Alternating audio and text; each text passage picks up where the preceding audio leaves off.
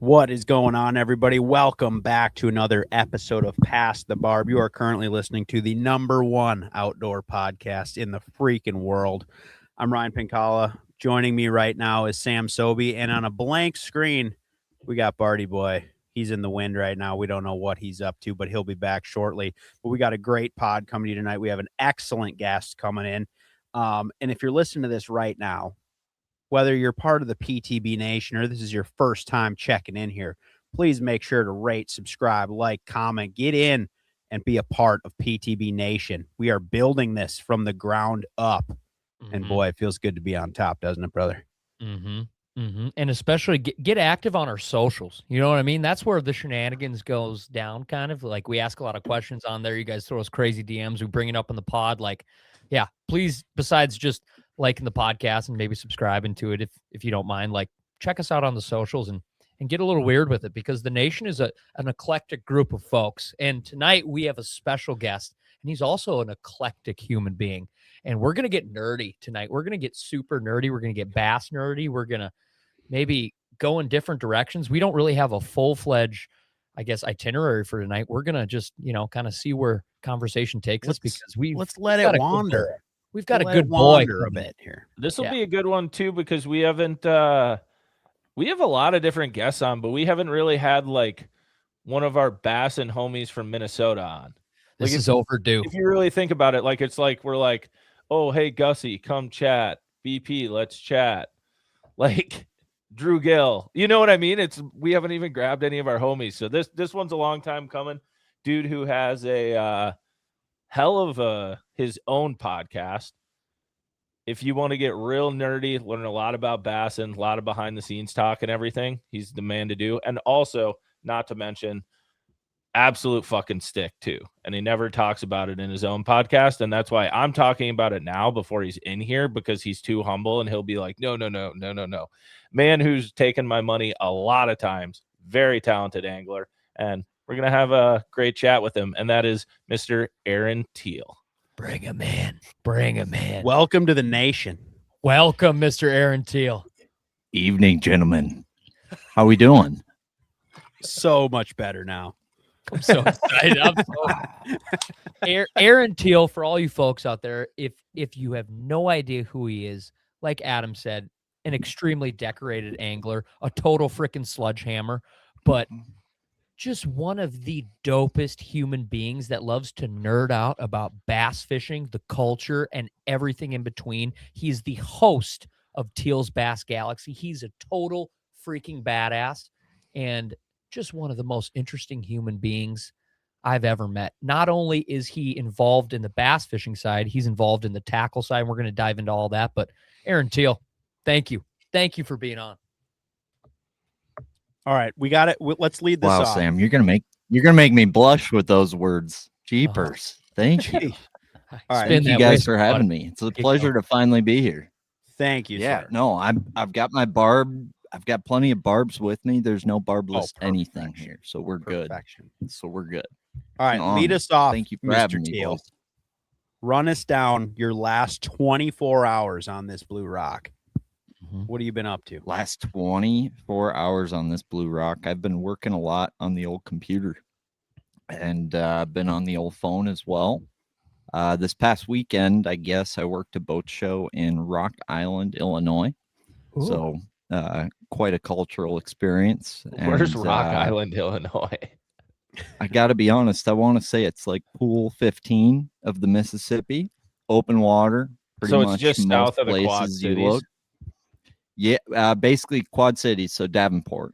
Gotcha. On the Illinois side of Davenport. So, got to learn a little bit about that area, what they have to go through as bass fishermen. What compared to how lucky we are. What's the I fished a culture like divisional there. I'm not gonna lie. It takes a true basser to get after it in the states of Iowa, Illinois, Ohio, Indiana. Like, respect to those guys. That shit ain't easy. That shit ain't given. And fishing's tough in them parts, but them boys, just like me, just like us, it's in your blood, right? So You find some real bastards. You get to talk fishing, sell some boats, and it was a good time. But Rock Island, to be honest, is a shithole in and of itself. Perfect. That's what we wanted to know. He's like, great food though. Food was not bad. Mexican spot in Davenport was good. Hole in the wall bar across the hotels, cheap drinks, and cultural experience. So that's good. I do feel like that's not talked about enough in the whole bass world, that like there is many places across the United States that it's just tougher than freaking nails, and people have to grow up there. They have to learn to love fishing in an area that is like so freaking tough. Bad. Those guys, like you said, are true bassers. Like, and that's why the sticks that end up coming out of there, like high level sticks, they're like, oh, okay, going to James River, I don't care. It was gonna be tough. Cool. I grew up in the trenches, dude. I grew up never catching a bass for like a couple days. Then I got a 12-incher and I was pumped. Totally. It's like the exact same passion and soul that you would find in Japan, except times 10 on the hillbilly scale. Like they're still like Texas rig or die, versus Japan, super detail oriented. But that passion, even though the fishing's tough, we all share that. And that's, I think, the magical part about bass fishing at the end of the day. Not only just that time on the water, but like we have a connection that to me is deeper than most people think, or it seems at face value anyway. I do feel like you're brushing over the weekend a little bit. I feel like you not only are you a fighter on the water, but you're a lover at home. And it was recently Valentine's Day. Did you have a date?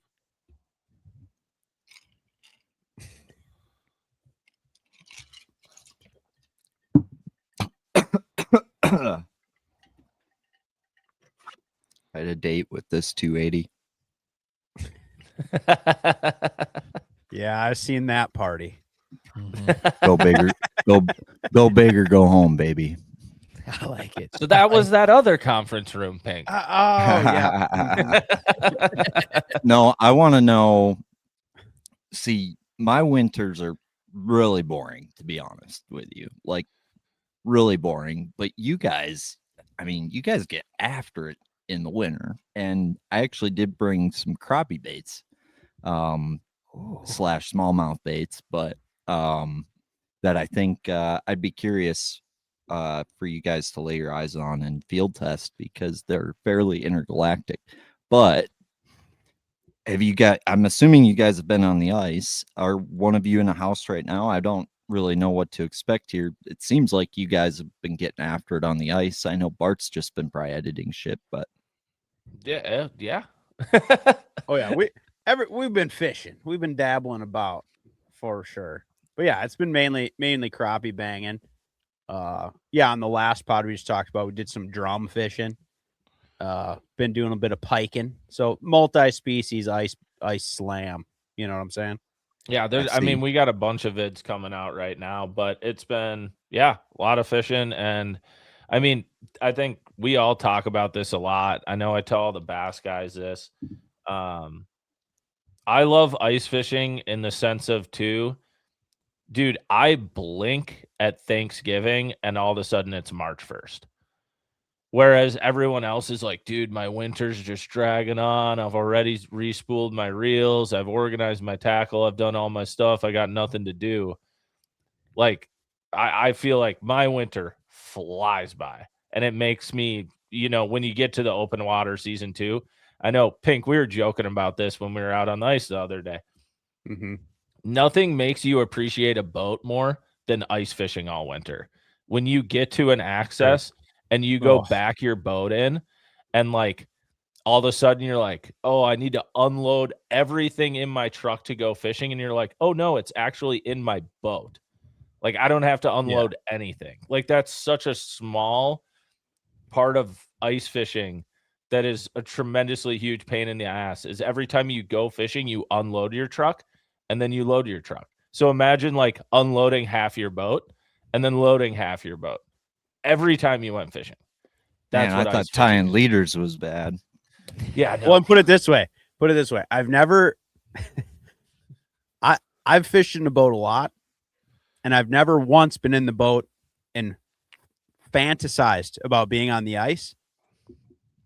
But when I'm on the ice, by God, am I thinking about being on a boat right now? Oh yeah, just hitting that trolling motor, and moving like Casting. this way, Just a little casting. bit, I and think maybe sneaking up on them, maybe for a change, Well, sneaking yeah, up you on like them, you turn your deucer and you're like 60 feet over there, and by February you're like, I would really love to just like cast there, not have 60 to feet. How about walk when there. you turn it and you're like 10 feet?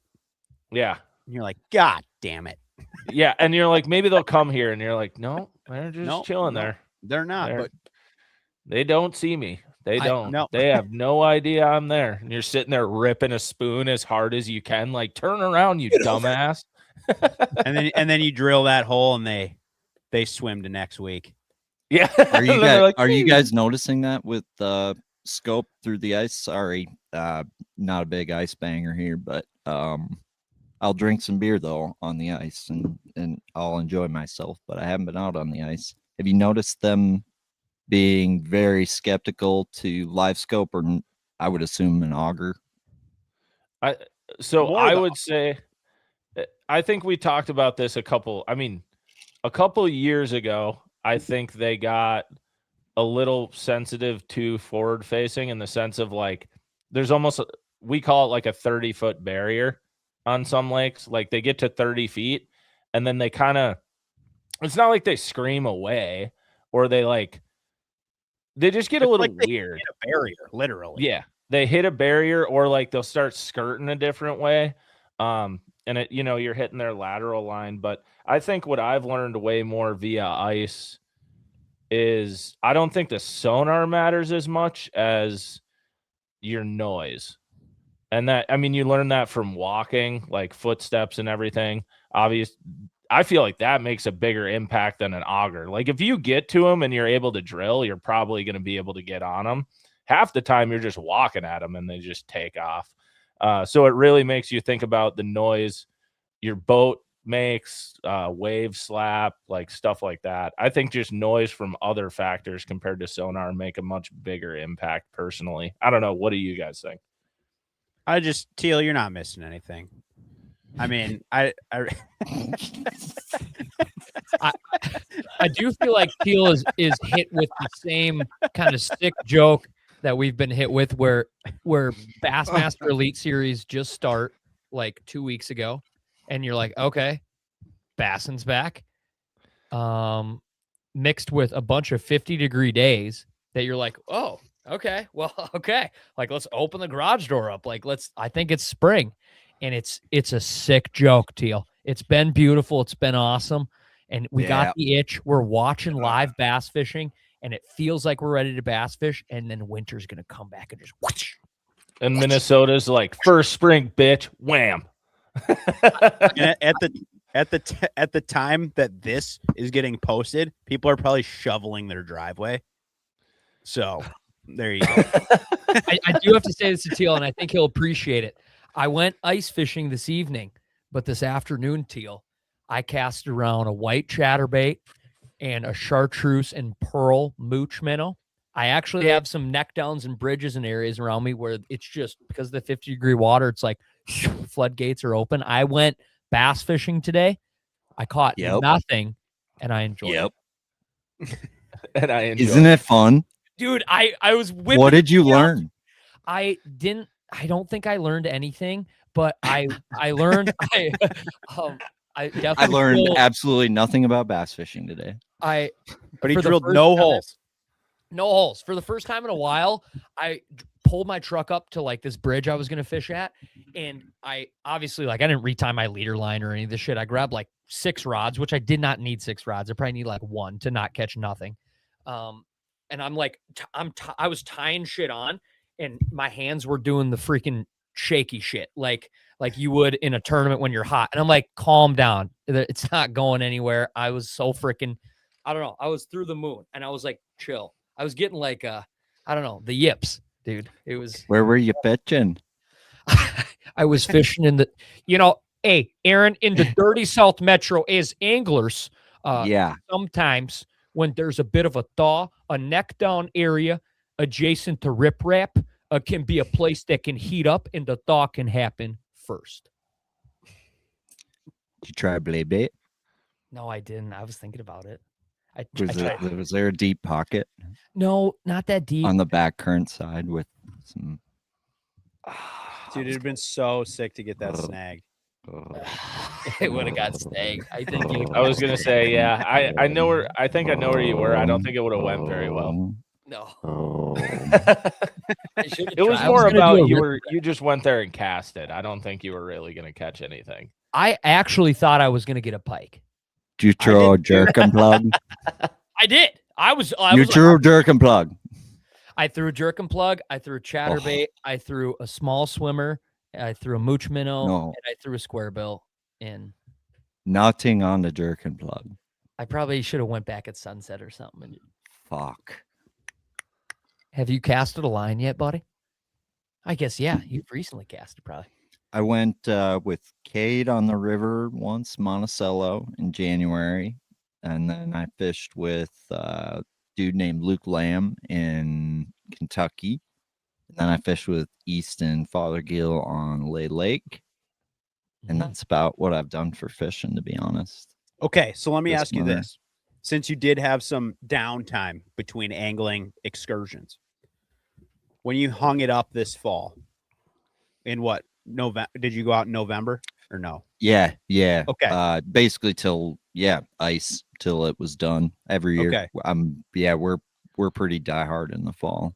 So once you hang it up for the year, when you first run it back on the next trip, you just throwing what's tied on, brother, or are you retying all that? To be honest, I rock mostly the old line throughout. Yeah. The year. If it worked when I put it away, it's gonna work right now. Yep.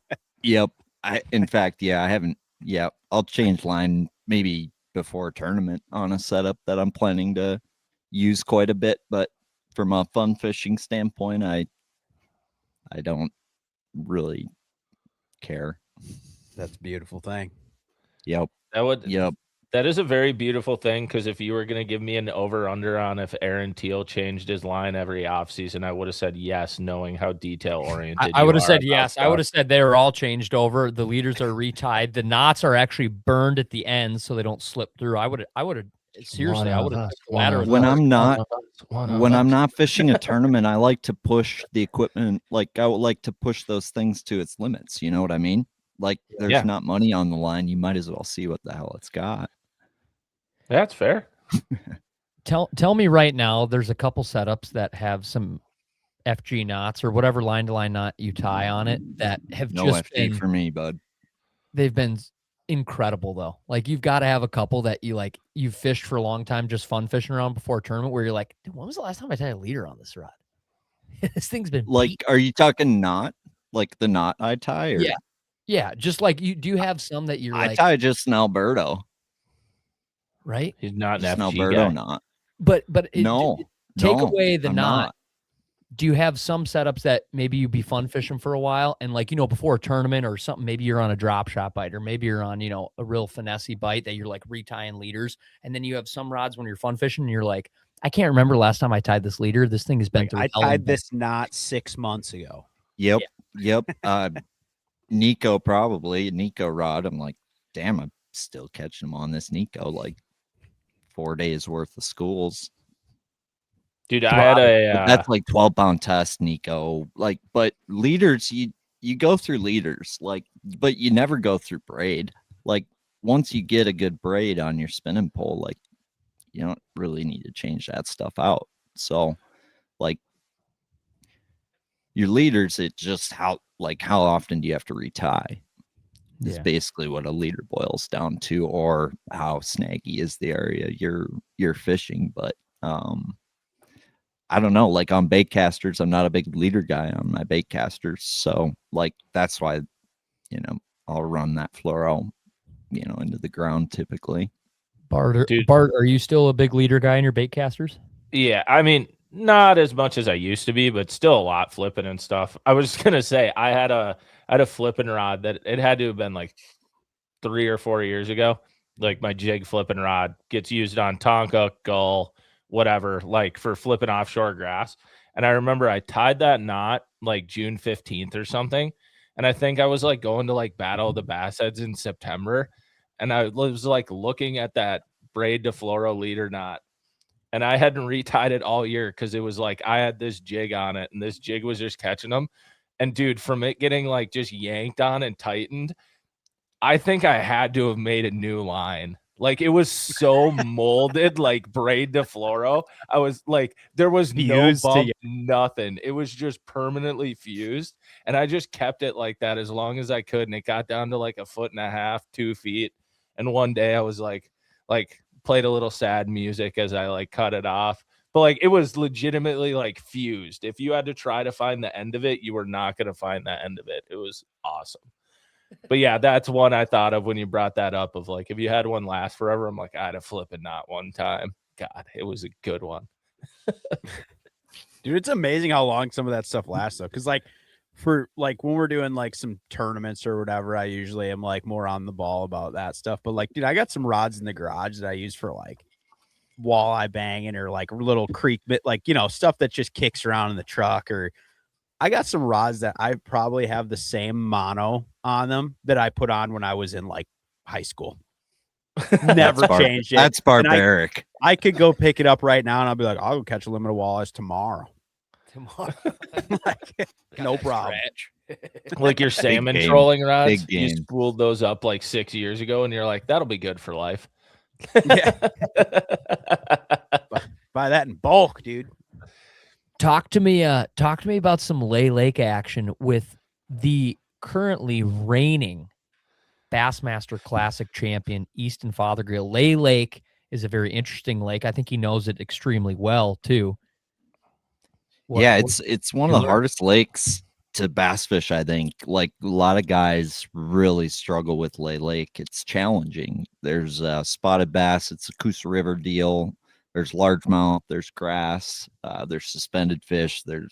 So there's a lot to do out there, and there's a lot of different ways to win. It's interesting because when I first kind of started talking to Easton, when he got to know that lake down there, and when they first kind of unlocked the scoping deal, him and Dumpke won everything on them floating fish in, December, January. And he said every winter, for whatever reason on that lake, it has changed almost completely how those fish winter. So we had a tough day as far as like there wasn't a clear pattern.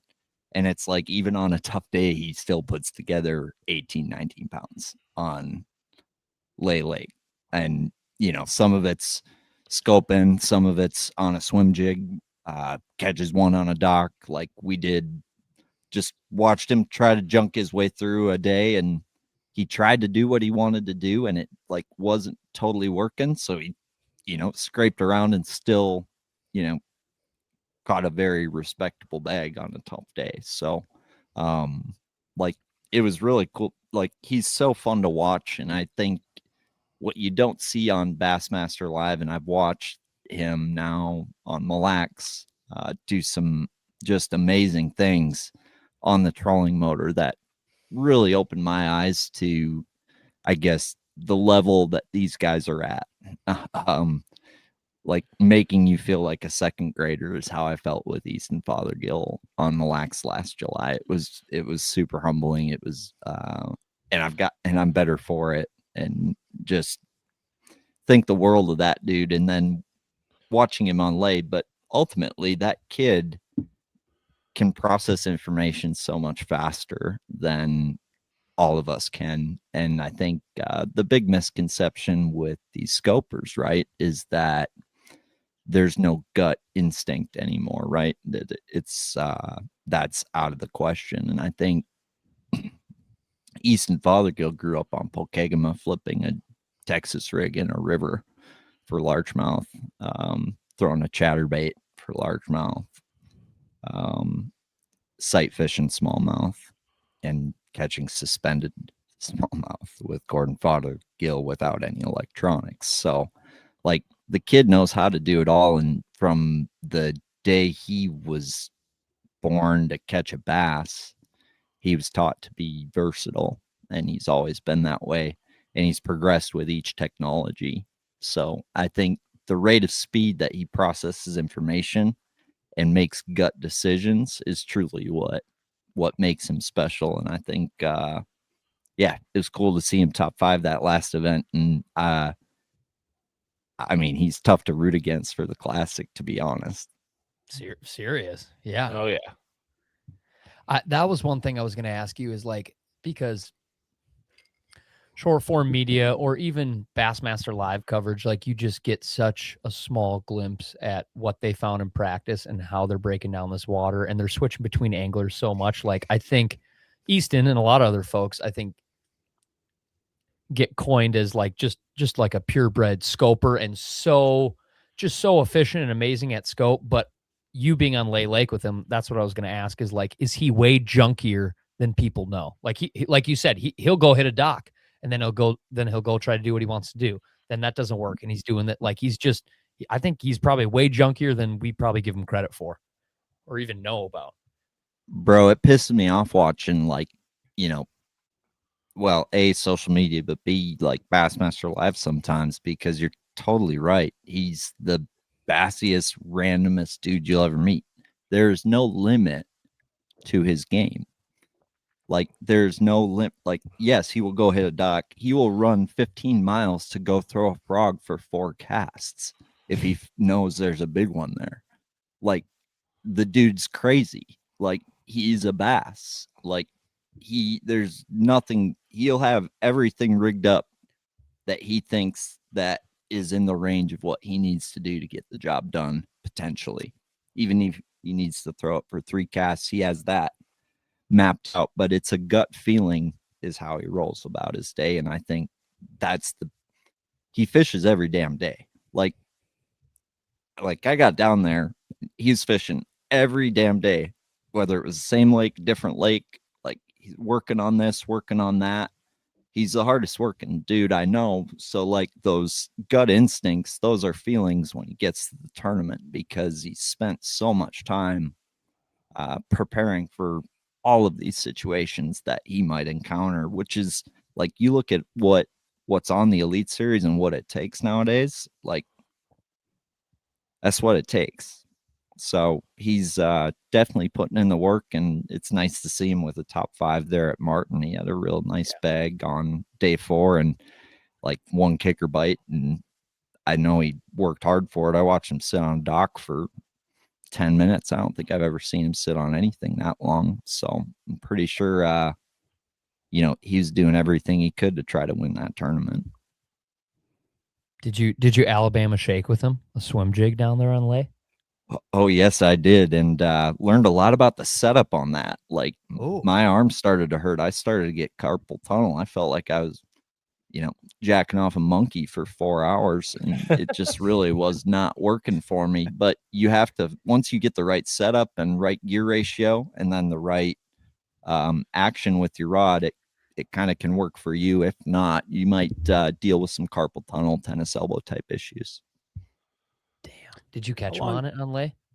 A couple? No, it wasn't really the deal. No. And I mostly wanted to watch him do it, right? So, like, for me, it's been really fun this year getting in the boat with Easton, Seth, some of these guys, and really just watching them work, and really, it's really fun to watch. So, as much as I wanted to Alabama shake, I would say I just did a little bit of it, but I was more trying to see what I could do behind that. You know what I mean? Like, I was trying to, play a little of the other side of the coin, just to experiment and see, if that would work. Damn. That's For like, sure. How fast does that man pick out a backlash? That man don't backlash. At least I maybe saw him do it once, and it was probably a 2-second pull out up the backlash. So he was pretty dialed in there. Interesting. For someone that doesn't get a lot of reps in the backlash department, I feel like I might have the edge there. I backlash plenty. Yep. Yeah, you might have more experience. I run my reels a little light, and I get a little excited. So that's fair. So Teal, with you getting out with all those guys and everything now, so maybe kind of talk to everybody a bit about like, so what are you up to these days other than podcasting? Like what's your life been now lately? Since if people didn't know, you were selling boats at Intune for a long time. Yeah, and now by the you're way, doing a I don't bunch of know different stuff. I don't know if this part when this is coming out, but Intune Next does week. have their open house. Okay, Intune just had their open house. You There you just go. missed it. Demo day is coming up, I'm sure. It is coming up. Absolutely. So yeah, a little bit about what I'm doing. So one thing I'm passionate about is Japanese fishing tackle, fishing equipment. It's just something I've always really enjoyed. So last year traveled to Japan and got to know a few Japanese brands, and now bringing them over to the United States. And we're going to have a booth here at the Classic releasing some new products, and pretty excited about that, and working on expanding our dealer network throughout the United States to make Japanese products a little bit more available, yet making sure we maintain their culture and values and kind of that business model that they carry, which is they make good stuff, right? And they're really pushing the ball forward as far as innovation goes. And I think they don't get a lot of credit for what they do. And I guess I'm looking to shed some light on that and bring some badass gangster Japanese shit over to the US market ultimately. So let me ask you this. So for people that don't maybe understand fully like maybe the business side of like the fishing industry, right? And I know this is something you've been involved in for a really long time. So you're kind of break that down. So what you're doing is you're working with Japanese brand manufacturers, whatever, and Yes, trying sir. to get, and bringing them into US distribution into like retail stores, things like that, or like what is your angle right now?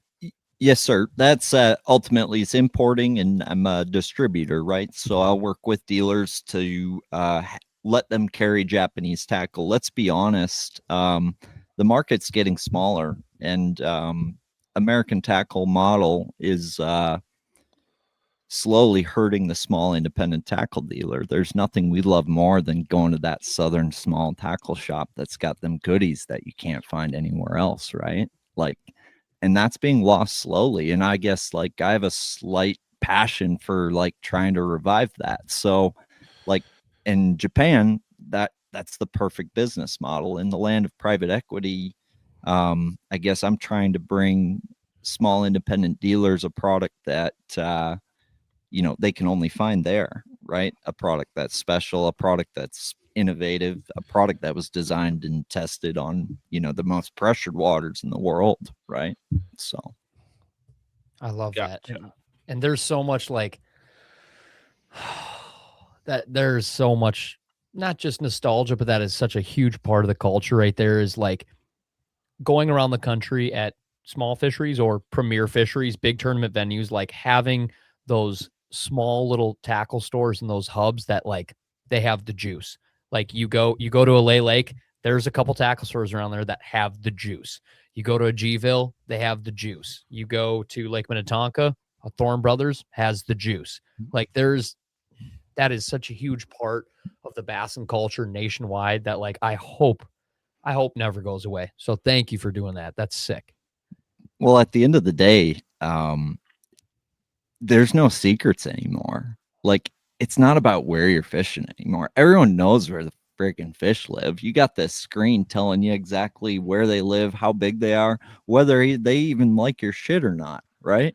So like, it ain't about that anymore. It's all about making them bite, right? And I guess what I do know about the Japanese, getting a bass to bite in Japan is a tall order. And I guess those guys have a very inapt way to craft really nice things, and they've got the perfect testing grounds to push the ball forward, which is why a lot of that innovation, comes this way. And I guess what better time to allow Americans to have a better access to some of those products. And I think, what we've seen so far is that product comes over and then it's, maybe a retailer that's importing it, right? So then that one retailer has it, but then, a guy in New York wants to see one. Well, he's got to order it online. He can't go touch one, feel it, right? So I guess my goal is to be, a fair distributor and allow that to flourish. And my goal is to grow some of these brands into, like a Depths or an OSP, because I know the quality's there. And I guess it's just a matter of, people understanding what the brands are and what they're about. So then when you get into that too, Teal, like it's no secret that a lot of these JDM baits, like especially for Americans looking at them, right? They look crazy. And especially like 4 or 5 years ago, I mean, probably even longer, it kind of started, but like it really started hitting 2 to 4 years ago is when guys really started messing with a lot of funky stuff, I would say, or it started getting out that they were messing with funky stuff. Then all of a sudden, I know I'm one of them, other guys are, you're scouring websites, looking online, and it's this blank canvas of what am I even looking for or wanting to get into? And that's the tackle that's being offered to me. How do you, as like, I'm the guy bringing it over, you have to like siphon this information and decipher all this crazy tackle and be like, okay, what can I actually bring over here that works, that guys are going to like and get on? Like, you get what I'm asking? Like, how do you filter through all the absolutely. crazy stuff that's over there and be like, yep, what can actually happen over here? Because there's got to be, for the amount we see, there's got to be so much more over there that obviously we have no idea even exists. That's a great question, Adam. And I think that's such a good question. And I'm so happily obliged to answer that, Adam. Thank you. It is amazing how much is over there that we don't know about yet, right? And we gravitate towards brands that we're aware of here, right, that are Japanese, but what's over there? And that's what I'm so passionate about. And I've been looking at that for 3 to 4 years, and I guess I didn't understand, when you find your purpose, if you will. It was kind of an epiphany for me that this was actually something I have some expertise at, if you will. I didn't really credit it as that. I love this stuff so much, right? That you don't even think about it as, a business or a life or anything like that. And it was this epiphany that, hey, dude, you're good at this. You understand this stuff. Like, and Easton and I have gotten close because of a lot of those things. And I think it's not just me that understands this stuff. Like, when it comes to swim baits, I can tell you right now, this Galapagos brand, I didn't know anything about these swim baits when we first started importing them. And I gave 2 to Noah, and they ended up being his favorite swim baits to throw and replaced everything in his arsenal besides a Hinkle shad. So when $100 glide baits and $150 glide baits going up against $1,000 glide bait as, a primary, that to me, I listened to that. So I'm very grateful to have the network and the good people around me. It's a somewhat of a team effort. And, I have areas that I understand things about baits. And, when it comes to shaking a minnow, Easton Fothergill knows a hell of a lot about doing that. Right. Yeah. So I'm able to lean on some pretty credible sources. And I think I've got a lot of knowledge in terms of how tackle works. I might not be a Bassmaster Elite Series angler myself, but I guess when it comes to the tackle industry or that Japanese fishing market, I guess there's not a lure on the shelf that I don't know the name of. Wow. In Japan. Well, that's yeah. So then, like I was leaning towards. So how do you then pick out? Okay, this is what I want to bring over here and put on the shelves in Thorn Brothers or whatever other stores and stuff you're working with. You know what I mean? Like, how do you pick a couple that you're like, okay, guys will like this? to be honest, it's what's available. Like, hold on, I got to piggyback go ahead. off Adam. Like, are you and are some of these decisions that you're making, like, are you piggybacking it off of maybe something that like an Easton or Seth or somebody inside your network has said, or are you piggyback it off of the guys in Japan being like, this is actually really good, this is a sleeper, this catches them during these conditions, this catches them on a lake that's pressured this way or like this, and you're like, oh, this would suit well here, like, or are you kind of combining them both? Well, to be honest with you, like the going to Japan, those types of things, I went for the first time last year. I'll be going, I've gone twice now. And at first it was, well, let's figure out what's possible, right? And to be honest, like what was available was what was available, but I got to choose. There's more available than what I chose, I guess, and I made sure I chose things that I felt that were marketable in the US, right? Because the market is small over there. And it's very saltwater driven, I would say, is the majority of the Japanese market. And the bass market is slowly dying. So I didn't know that. Yeah. And there's, I guess, some domestic brands that are sold, elsewhere internationally, but some really sneaky stuff that I guess I was fortunate to build some relationships when I was over there, and found some sneaky stuff that really hadn't hit yet over here, and still hasn't totally hit yet over here, which has been really a fun experience. And then my second time over there, I got to really see it firsthand how well these products work on Lake Biwa. I fished Lake Biwa with Kato, who's the lead designer for Galapagos Fishing. He's responsible for their swim baits, soft baits, steer ride, Gray Series swim baits, the Akura stick. The dude is a mad scientist when it comes to fishing tackle, and we fished Lake Biwa on the same day there was a 200 boat bass fishing tournament out there, a championship, right? We were out there same day. So I got to basically test our results against, a 200 boat field and really see, kind of gauge how the fishing was. So we ended up catching 3 bass between 5 and 6 pounds that day.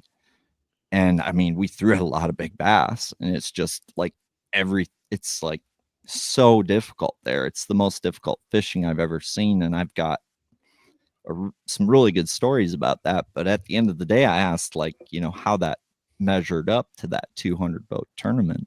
And I'm like, what it take to crack top 5. So 15 pounds for 5 took 5th. Wow. 50th place didn't weigh a bass. So 150 boats did not catch a bass on Lake Biwa that day.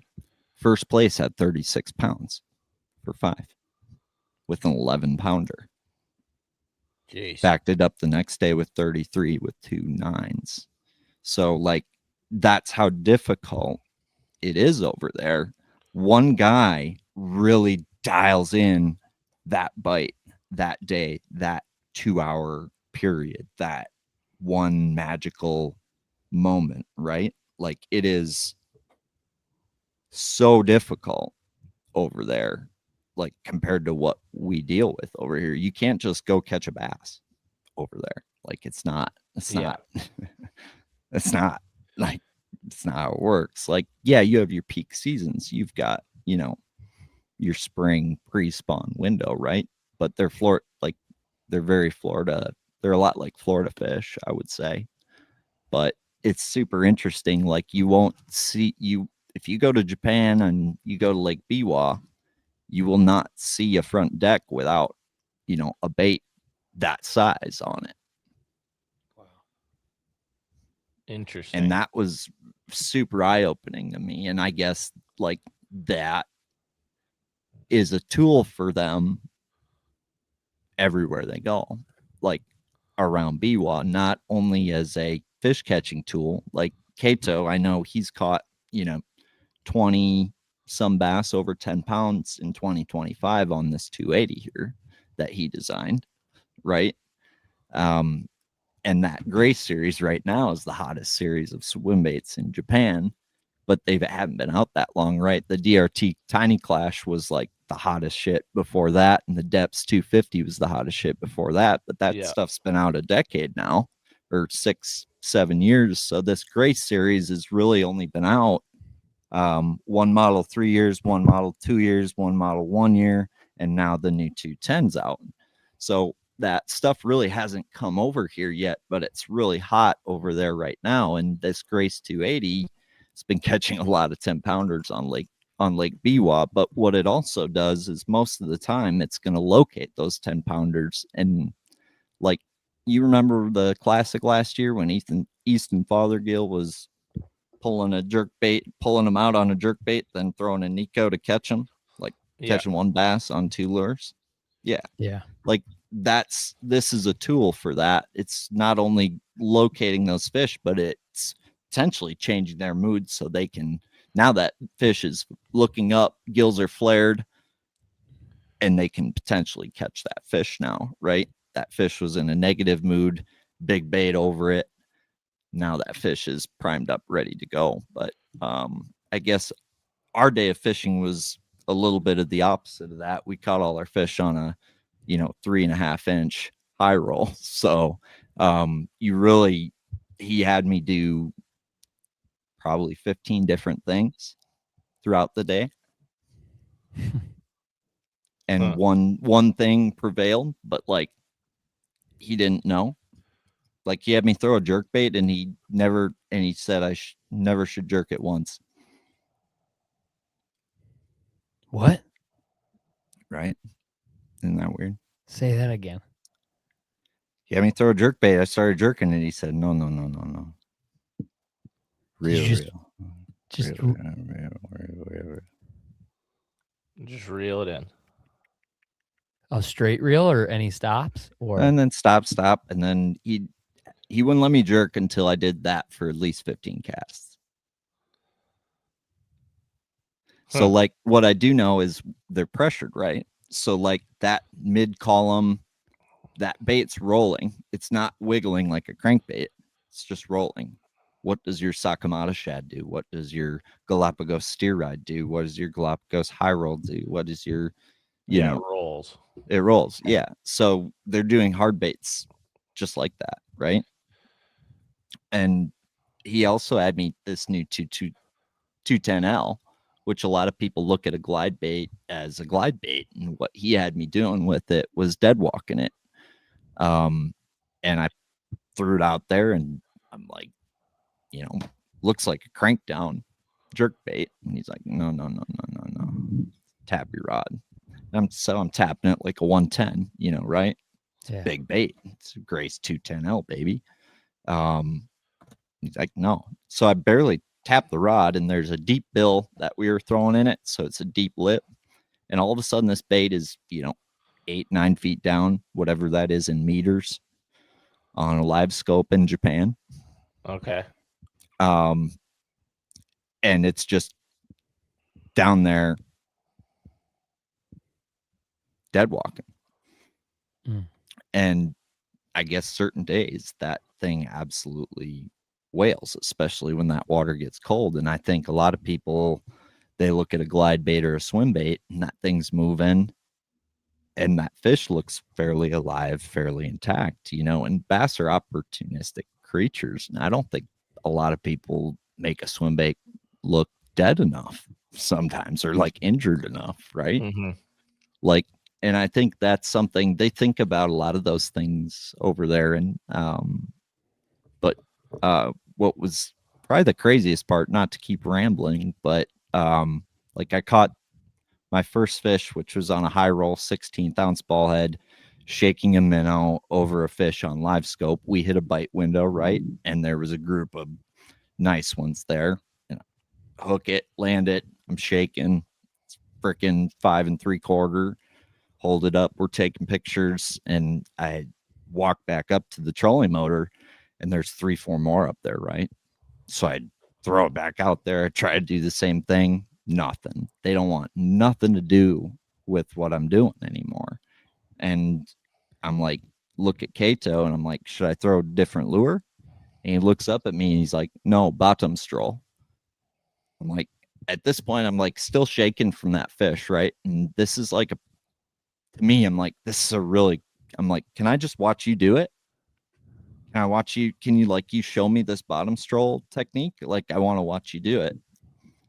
He goes up there and one casts the thing on the same lure I was throwing that I could not buy a bite on. He goes up there, walks up, throws the lure out. All of a sudden, 16th ounce minnow, high roll, hits the bottom, light shake, all the way back, barely touching the reel. And all of a sudden, you watch the fish nose down on live scope. I have this all on video, by the way. Watch the fish nose down on live scope, and now all of a sudden you can't see fish or the bait. And then he just bows up on it. It's a 5.5 pounder. Huh. Same fish in that group. I thought I couldn't catch it. Those fish were weary to that fish I caught. They would no longer eat on live scope. That's what Kato said. So that bottom area, that you can't see your lure, the dead zone. You can't watch your lure. You can't watch your football jig come in. No, don't tell me you can watch your football jig come in on live scope, because you can if you're dragging it on the bottom, right? It's true. Yeah. So those fish, I guess, were weary to live scope. So he put his bait now to the bottom, shook it there. Those fish felt safe. And I have it all on video of him dropping it, catching it. He said, fish no hide or no live scope. That it's just like, but and yeah, he just threw the same bait cool. completely differently than me. And in a bite window, that's what you have to do to catch 2 bass on Lake Biwa. So do they, I mean, I'm sure you've had the discussions with them and stuff. What do they think timeline wise for our fish to get to that level, or will our fish ever get to that level, considering we have so many and so many options that they won't receive the same level of pressure ratio wise? You get what I mean? I do. And I don't Kato, I don't think has a clue on how good we have it over here. Mm-hmm. My dream is to get him over here and get him every cast in him in a school and just having a ball however he wants to. But what I do know is he just loves creating baits that he thinks are that he he would want to throw, and that he knows would catch a bass or generate a response from the fish that he's gotten so intimate with over the years. And I think that's his passion. And then, obviously guiding, showing people, their personal best, which, I mean, Biwa is where you can catch an 11, 12 pounder. And there's certain windows in time where he's got it pretty dialed in on, how good your chances are. So it's a matter of kind of musky fishing or Florida bass fishing. If you want to catch a 10 pounder in Florida, you're going to go, when are you going to go, Selby? Yeah. When are you going to go to Florida and catch a 10 pounder? That's when, same in Japan. This is probably so just you bringing up Florida brings me, this is probably so sacrilegious, especially over there. In competition with him, does he have any shiner guides that roll around Biwa and just mop on live bait? Dude, I didn't even ask him, but that's funny as shit, right? Dude, you imagine he's dialing this in and they're like, there's those folks over there and and they're just looking a nice shiner. Dude, I didn't ask him that, but I did ask because you're not supposed to release them, right? Over there, technically. Release. So what? I did ask him, I'm like, wait, there's a Bass. 200 boat bass tournament, right? There's a fucking 200 boat bass tournament, right? What do they do with the bass they weigh in?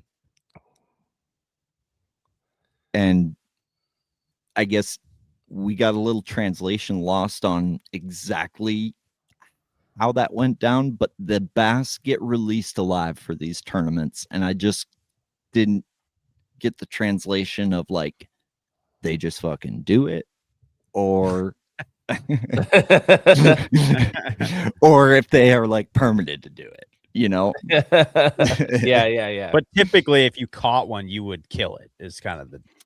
They don't, but they don't like to bark up that tree because they're such a minority group. Like it's still small compared to, like, you know, for example, rice, which is their number one cash crop, which is ultimately what is actually not helping the bass population out there, because the chemicals they're using for the rice is apparently not good for the habitat or the structure, and not good for the bass over there. So it's actually a, you know, not a managed population, and it's a slowly dying sport over there right now, believe it or not. Okay. Interesting. Which is kind of sad. I have to say this before we go farther, and it's just because it's got my gears like spinning, like just the way you talked about, obviously a different way he manipulated a minnow, and then a different way that he manipulates a jerk bait. Like it's a jig head and a minnow. It's a freaking jerk bait, and he told you not to jerk it. Like how many staple baits do we use all the time? And we think there is one or two ways to work it. And there's a lot more than that. And it's like we are stuck in this construct of like, this is how you bass fish this bait. You just saying that just made me go like, yeah, dude, I do shit like that all the time, dude. I throw this bait and work it like this way underneath all these, like so much. It just made me, I don't know. It was a mini epiphany, maybe in my own brain, maybe nobody else's, but I was just like, yeah. You wonder why I'm fucking crazy, man. I'm telling you. But like, if I go for walleyes, I straight reel a freaking jerkbait all the time. If I'm throwing for bass, I'm twitch pausing all the time. Like I'm never straight reeling it. But like if I'm going for walleyes, I'm Doug Stanging the shit out of that.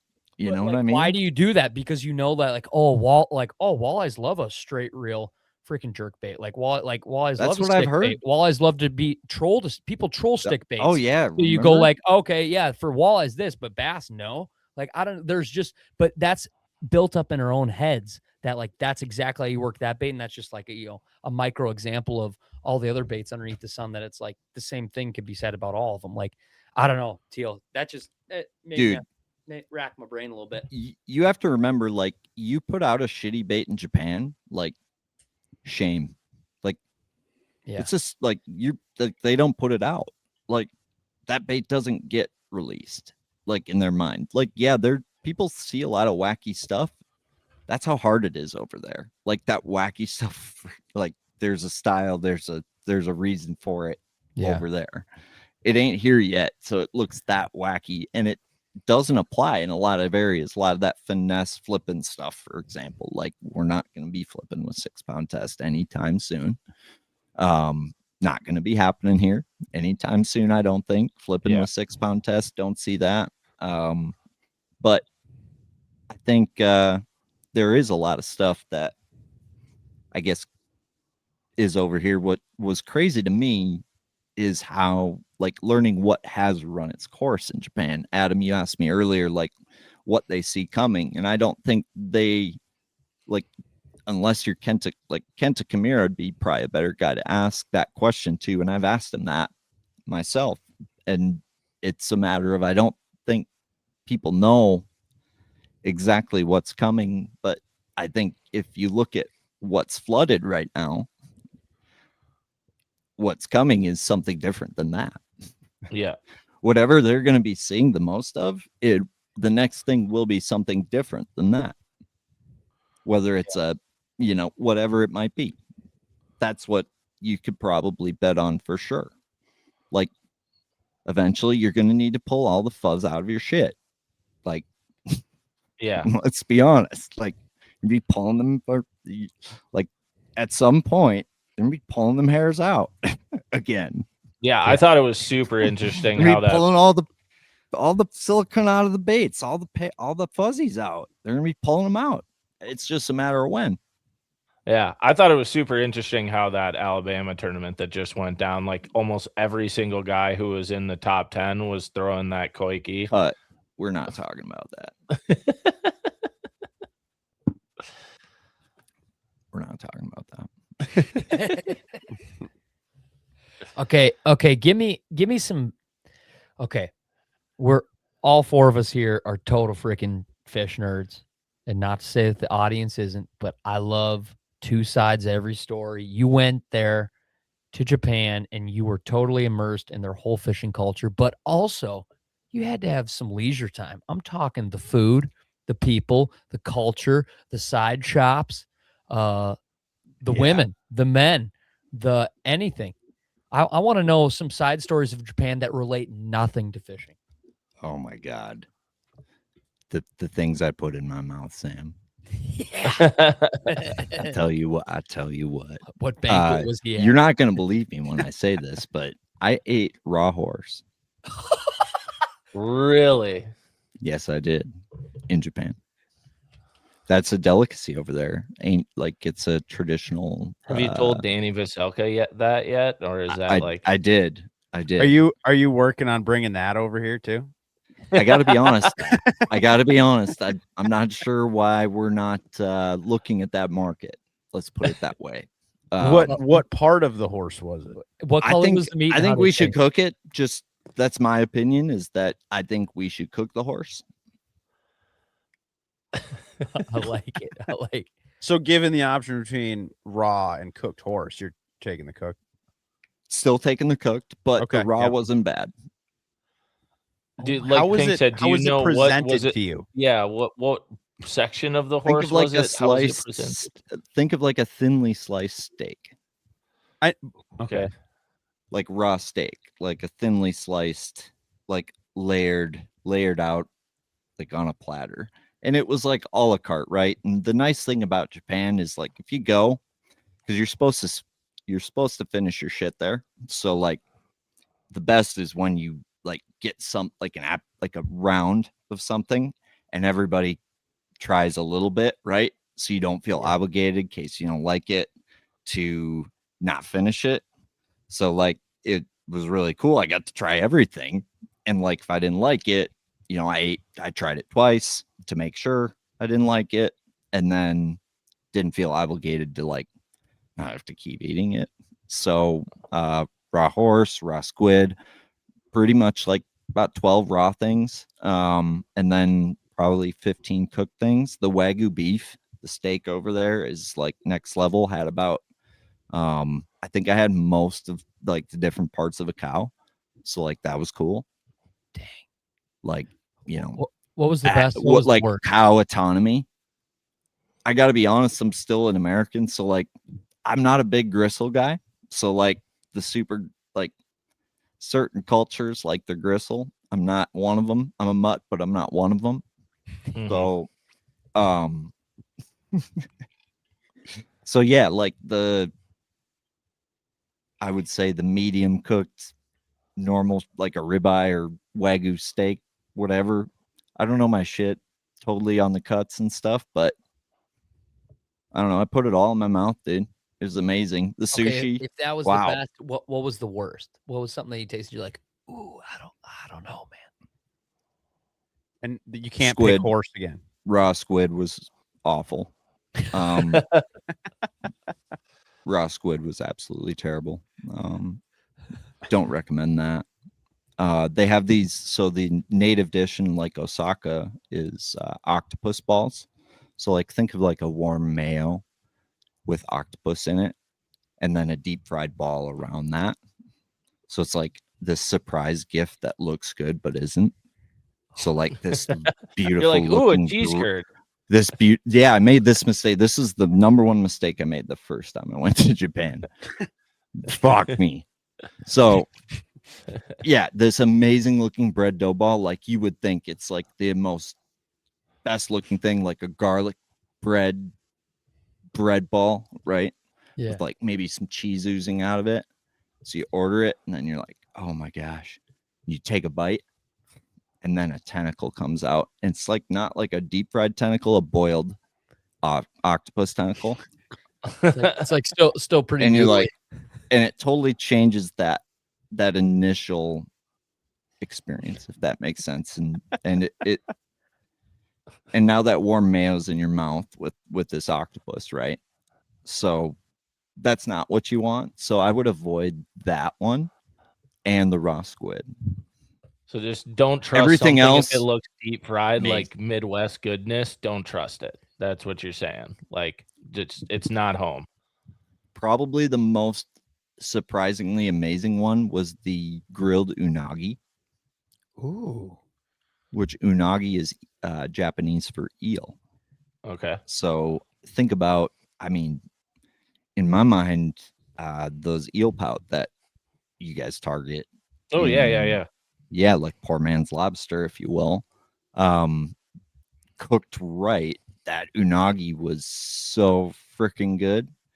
Like, highly recommend. But like, Well, I I think was it is in a different 'cause it is town an that was famous eel. for it. So Yeah. it's an eel, but so I guess they slow Yeah. cook it, right? They cook it for a long time, and then it was over some rice and some stuff like that. And there was like 4 stages I had to eat it in. But I was also in the most famous city for that dish at the time, which is Aichi, which is the most famous city for, I guess, grilled eel, or like eel, if you will. But it was cool. The second time I went, I literally stayed in 4 or 5 cities. Like, I flew into Tokyo, went to Osaka, then stayed in Shiga, which is right next to Biwa, fish Biwa. Then stayed in Kobe beef, baby. Then went to Aichi, and then Osaka, then Aichi, and then Tokyo. And that was really just I got to see a lot. Like, Japan's very diverse, I guess, as far as what each place is very different. Feeling in terms of, like, even the people, how they're dressed, if you will, or how yeah, all that stuff. It was really, really fun. Really Is it fun, just really cool. is it just like the different cultures within towns, or is it like economically are they different because like this town, I mean, maybe Tokyo is much more big business, where being out by Biwa is smaller business? Yeah, right now they have a actual, like, crisis of urban versus rural, and they're trying to incentivize people to, like, the youth who are coming out of college, right? That next generation, they're trying to incentivize some of these rural areas, because those are the areas that are dying, and Tokyo is so populated and so thriving. And I guess, like, you're seeing this, like, you know how it'd be like a 4-year degree versus a trade school here, right? Sure. How that's actually like a really common debate now, versus like when I was in high school, it was like the 4-year degree was like the thing you're supposed to do, right? So but now it's arguably not the thing you're supposed to do. Japan, I think you're seeing that, not necessarily in the same way, but you're seeing I think kids look at opportunity and weighing out the incentivized value of rural enterprise, if you will. But overall, they're dealing with the same stuff we are: inflation, and you've got rising costs, and wages aren't matching it. Like, if you want the big picture, Japan, it's just like America that way. Interesting. How was the language barrier as you went around? I'm sure I would guess fairly Oh my difficult, God. I would say a level 9 out of 10. out of 10. Really? Oh my gosh, it's so hard. But you have Translate app, right? And I'm fortunate. The first time I went, it was super difficult, like, to get around in the trains, and like, there's a lot of trains, so you're taking trains everywhere, and like, this thing seems so close, and then you're like, hour later, figuring out these trains, and like, you ain't getting as much shit done as you were like planning your day to get done, right? So like, but the second time I went, when I have friends who like know where they're going, it's like, zoom, zoom, zoom. It's like, oh, where are we going now? Oh, we'll go here. Okay.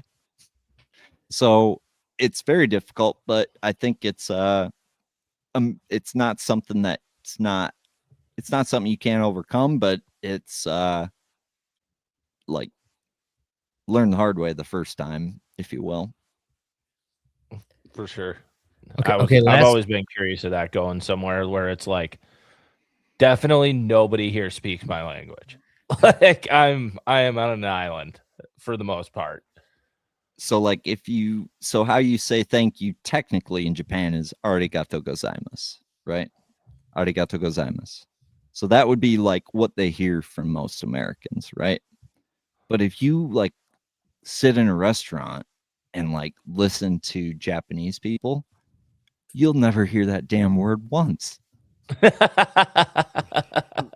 Or is it just coming like, out so fast? Here's how it is. Azas.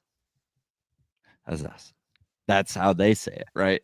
So I'm like asking my buddy Vincent over there, like, yo, dude, I've been saying arigato gozaimasu, and is that I noticed that you guys like, are you guys saving like 1.5 seconds every time saying thank you?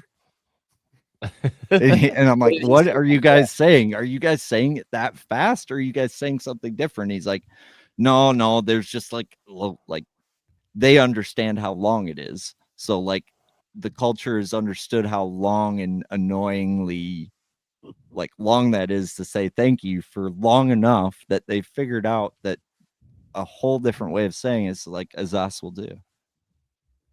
Interesting. So I would start like, cute waitress, Azas, and I get a giggle, right? Because they're not used to a guy looking like my stature, saying things like Azas. They're like, oh, he ain't. There's He's like, damn, that's all I got.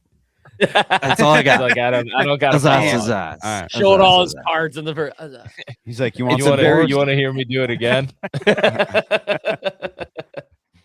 No, it's probably one of the most, they say it's like what's crazy is it's the most like opposite culture and opposite language and opposite everything that we deal with, right? It's so opposite.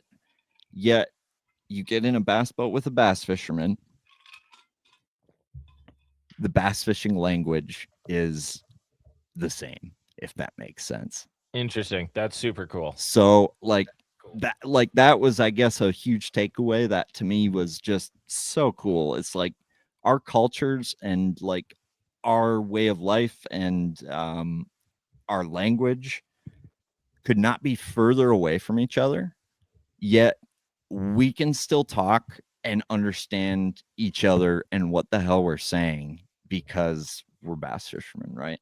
And we know like they call Alabama rig Bamastroll. So like, oh really? Say, yes. They don't reel their Alabama rigs; they stroll them. So they say Bamastroll. So it's like you have little things like that, but Neko rig, yes, like they're just in grams and you're in ounces. So like you can get over that. That's a quick Google. Dang. But like you can talk about a Nico rig heavy or light, and like you can talk about those things and like have that conversation. And I've been fortunate. I had lunch with Kyoya Fujita, and like that was the best, one of the cooler 3-hour-long conversations I've ever had. We got an hour done in 3 hours, but bass fishing allowed us to that was the quickest part or the most understanding that we had in that conversation, right? And that's why I say bass fishing is like deeper than people think, man. That's sweet. Super cool.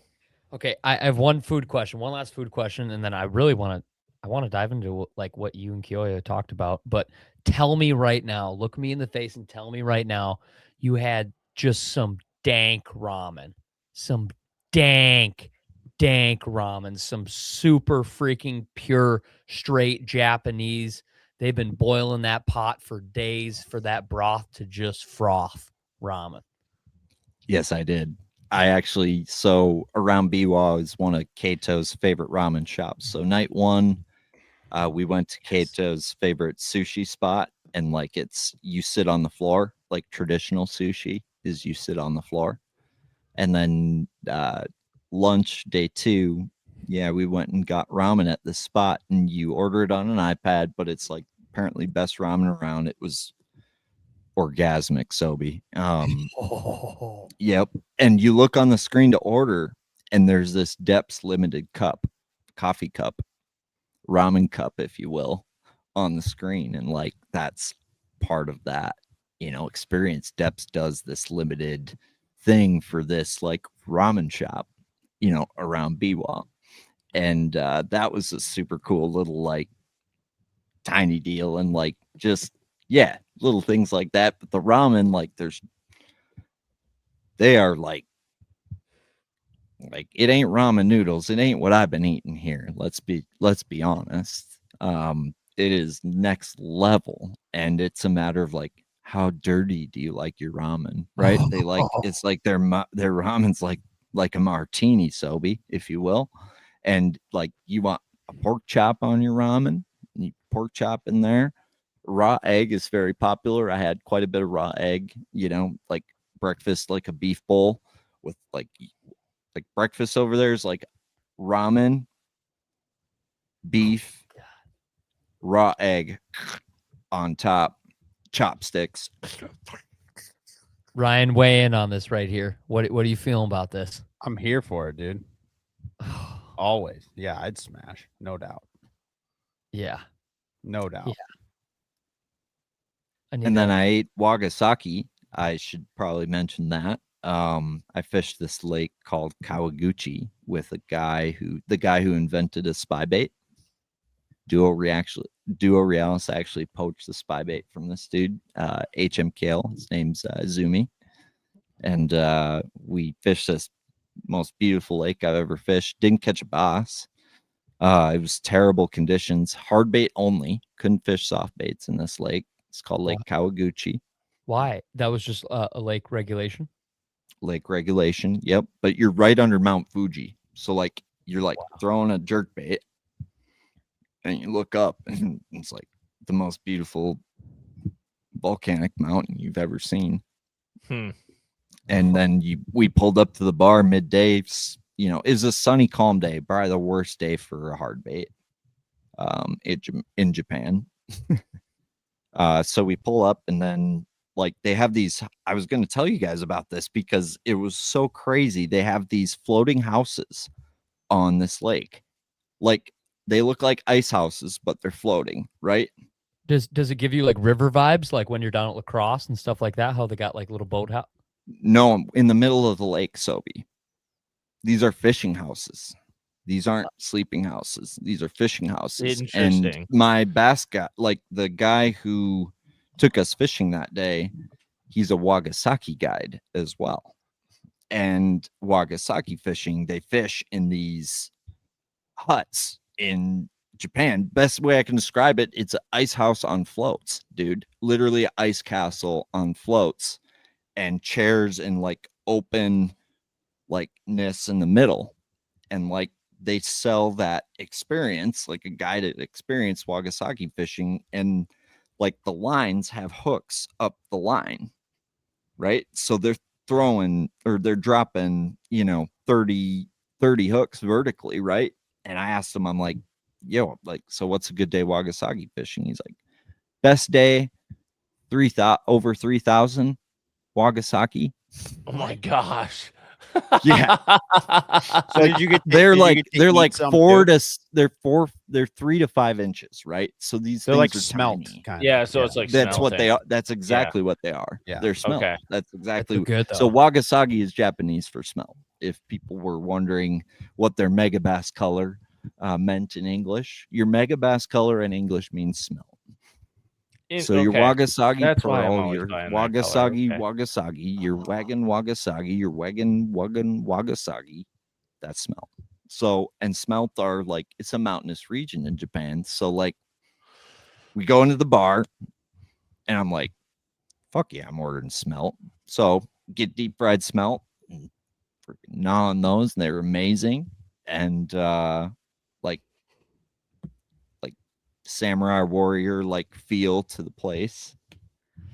I And do like love a very traditional nostalgic feel to the lake. And we didn't catch a bass, but like I got a really good feel for this guy's lures. And since then I've actually messed him up on some of his lures. So like super fun day, super fun trip. I love how the regulation on that lake specifically is nothing but hard baits for bass, and then like a different experience. They're like, oh no, we do like 30 out pickle. 30 ounce. Wakasagi fair game. You Dude, put whatever you want down there for Hey, Wakasagi. they like to harvest too, baby. Totally. Oh my gosh. That translation's not lost on me, let me tell you. Did this experience change you? Not in a bass, I guess probably for sure in a bass fishing perspective, but like, do you think it changed you? Just like, I don't know. You saw parts of the world that I'm sure for a large portion of your life, you never really thought about, was going on. Like you don't wake up as an Aaron Teal from central Minnesota and be like, I wonder what they're doing in Japan. But then you find yourself in a position where you're like, holy smokes, I'm going to Japan. I'm doing business in Japan. I care about what they think and what they do and what's coming next. And I'm bringing it here. Like, did this experience change you? I got to be honest, Sobe, it's not like going to jail in Thailand or anything, you know? So I would say like, you know, you're probably well more changed than I am. I've never been to jail in another country, right? So like this is a really hard question coming from you. I have a lot of respect for what you've experienced culturally. So I think it's just given me perspective, right? Like at the end of the day, what I believe in is really just passionate people that want to find a better mousetrap or like dedicate their lives to being the best at something, right? And like I think whether that's an American guy building swim baits in his garage or hand pouring the next robo worm or like whatever that might be, like I'm into that stuff, right? So understanding the why on the Japanese stuff and like really not dipping my toes, but jumping in head first, if you will, like that to me, the perspective of why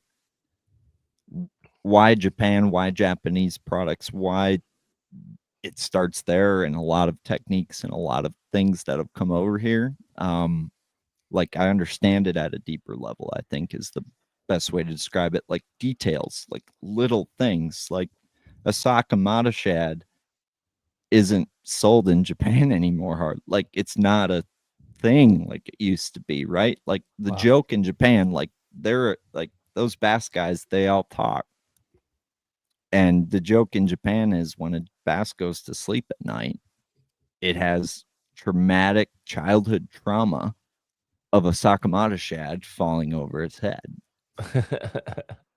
And like they know what the fuck a Sakamata shad is. So like if you do go to Japan, you can find that Biwako Wakasaki 5, 6, 7-inch Sakamata shad that you want to buy, right? But like they're past it to the point where they're coming out with baits that have details or intricacies that make the bait completely different or a little bit different, or you know, like I think about a pitcher with a good batter in baseball, right? Like that guy who's got the best batting average in the MLB has seen so many pitches, and he's seen all that, and that best pitcher in the MLB has pitched so many pitches, right? He's seen so many batters.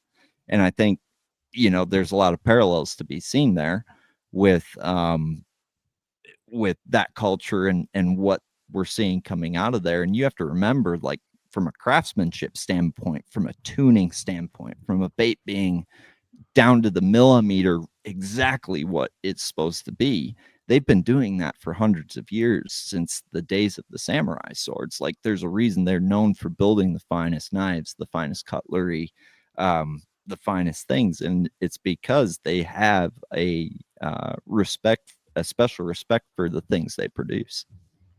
Dang. And I want to go back to when I said, did it change you? There's like, you said it earlier in the pod, and I truly believe it, like almost you finding your purpose. You know what I mean? Like you, Yeah. for a million years, were like the best boat salesman in the Midwest, arguably potentially one of the best boat salesmen in the country, especially on the freshwater bass boat side.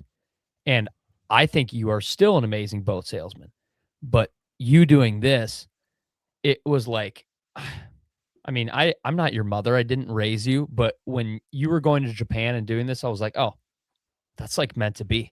That's meant to be. Was there ever a time on the flight there or the flight home that you're like, when I say it changed you, where you're like, yeah, I'm doing what I need to be doing. Like, this is my purpose. Who said I quit selling boats? You ain't even seen the Japanese bass boats yet. Okay.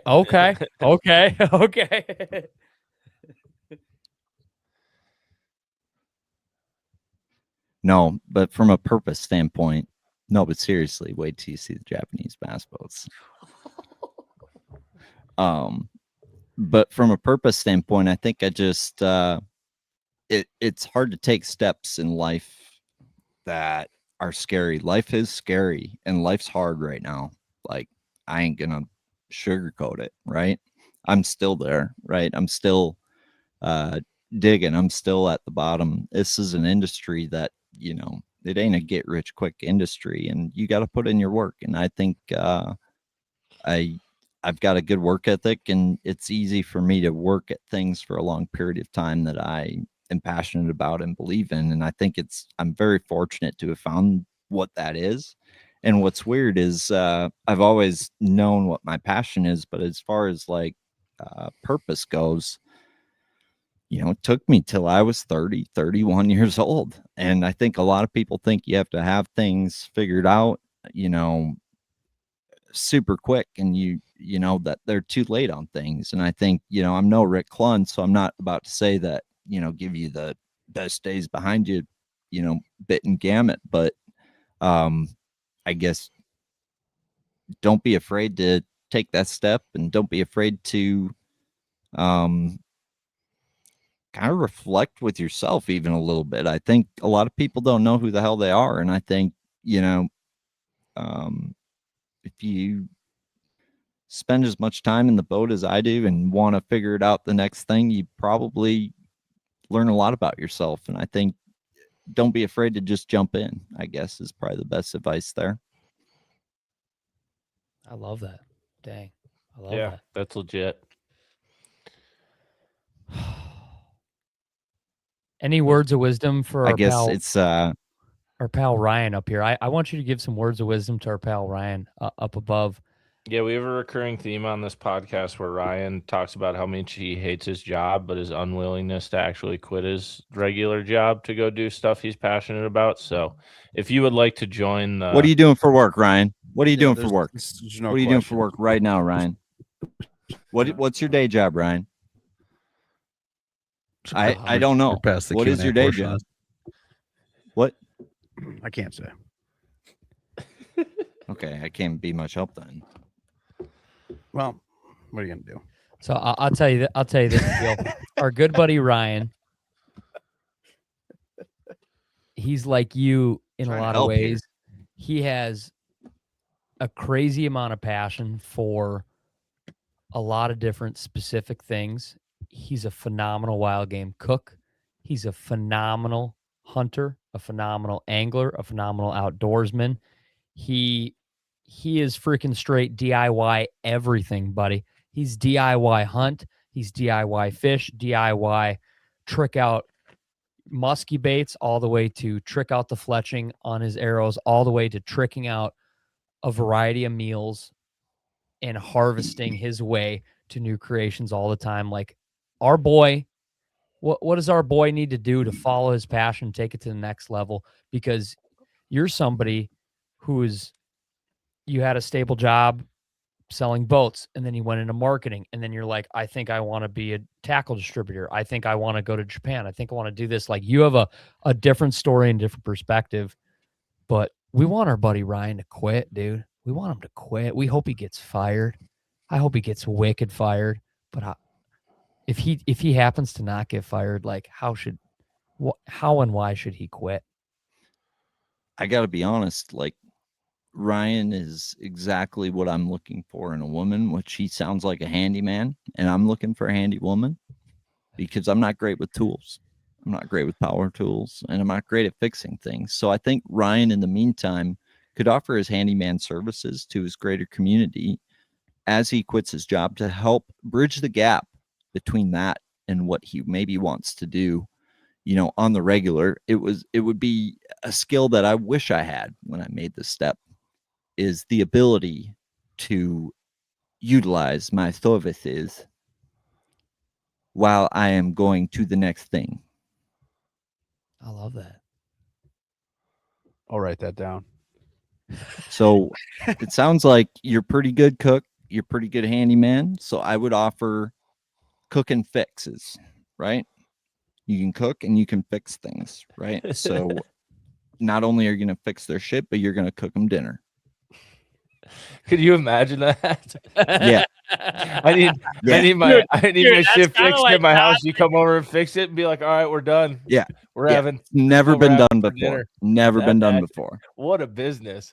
It's never Cooking been done things. before. Are they? Is Not that what they're once. doing in Japan? I have no idea.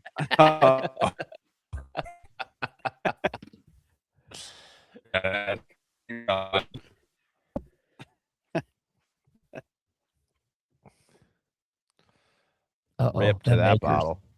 It's Yep. gone. She gone. There wasn't much left She when gone. I started, to be fair. Yeah. We actually have some Revel Stoke if we need to dip into that. That was a good speech for you to get Ryan to quit.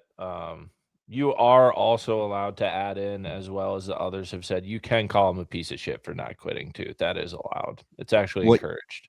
What you could also do is make that your part of your YouTube channel, right? Yeah. You film the fix and you film the cook. Catch and cook, fix and cook. He's got Right? it all. How about shore lunch at your house after I fix your toilet? Oh, dang, you imagine, dude? Could you imagine? Like, oh man, could you imagine? Like, And also, like, I only do services my on gosh, lake like- because we're going to catch our fish fresh in the morning. And Hayden then Anderson, take notes on that after you We- fix that toilet. we probably have a less than 1% guide female fix cook. audience out there, but can you imagine gals out there, like the fantasy of like, oh, Mr. Plumber, please come over. I have a leaky wrench. And then he walks over and he's like, oh, I just want to let you know, by the way, I'm about to cook you dinner when I'm done with this. And they're just and then even better, and then I'm gonna leave you. Damn right, dude. Here's the deal. Like, what you're capitalizing on there is divorce rates are at 60%, on the national average, right? Do you know how many single divorced women are out there that can't fix their shit and could use a break from cooking for themselves for a damn evening? And it's not a matter don't, of but I think you're about you to don't tell me. gotta take it any step further than that, right? Bill in the mail. You send them that invoice, pay me, bitch. okay. Straight up. I'm just kidding, but Speaking of women, Teal. Wait. I got another question for Teal real quick while we're on Okay, this hit it. topic. So this also isn't only about helping Ryan. Teal, I need your assistance with a speech here. We do have someone on a podcast here who lost a bet 2 years ago, and they're supposed to fish a tournament with a Snoopy rod, and have kind of just slowly tried to whittle their way out of it. And it's more and more getting pressured on and vice gripped on, to the point of getting called out on Bass Live, and also getting invited on Mercer's podcast and getting told that he needs to fulfill on the bet as well. So would you like to also add on telling our friend Sam Sobey why he is such a big piece of shit for not just fishing a tournament with a Snoopy pole? Well, I got to be honest, as a gambling man myself, I really depends how much money the man has on the line. And also depends on how much shit was talked about, what he could or could not do with said equipment. We said he could fish a local Tuesday nighter for $20 and that would satisfy the bet. Fair point. And I mean, when you've got Crush City Plastics, I mean, you really don't need nothing else. So I That's think what I Aaron, heard Aaron, Moochman on. Aaron can appreciate that, like, him spending some time in Japan. They don't rush anything to market. You know what I mean? When something's not ready and it's not time, you go back to the drawing board. Yeah, but are they people the of Snoopy integrity? pole? No, here's my answer to that. The Snoopy pole is about the same length as the hybrid limited series Veselka fishing rod that just came out. And to me, he probably can't do that because it's not a dominance, but that doesn't mean you can't. If only I knew an artist that could somehow dress a phenomenal rod like that up to look like a Snoopy pole. Yeah, he can give you a tramp stamp when you're done too, so you can tramp and catch. Tramp and Right? catch, dude. Talk about another YouTube spinoff, right? Plum We're and just full cook. of ideas. Tramp Yeah. and catch. Holy like it. smokes. It's always a parlay. I like Cue it. up that OnlyFans or Brazzers account, boy. Okay. My turn for my question. Teal, there was a huge part of me. I knew when you went to Japan, you were taking a big step in your career. You were following your passion. But I told this to JP, and that's one of Aaron Teal's best buddies. There was a Shout out, large JP. part of me that thought Aaron was going to go to Japan. And I was like, dude, this dude is going to fall in love there and he's never coming home. Did that ever get close to happening? Did you maybe see her and interact with her at a pizza joint? One of our pals, Will, he fell in love at a pizza joint in a hopeless place one time. Argentina, actually. Pizza Cola. I'm sorry to let you down, Sam. It didn't happen, although I did see it about 100 times. And I think the language is really hard. And I think I was there for a reason, and it wasn't a wife.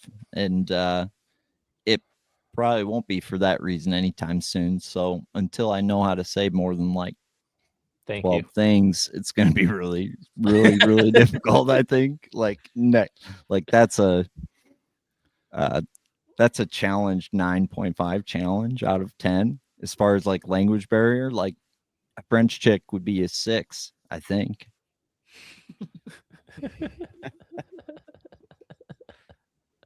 That's fair. Well, maybe you guys could split some horse sometime. And I'm not all about the horse. I like a classy broad. Damn it. well, it'd be cooked.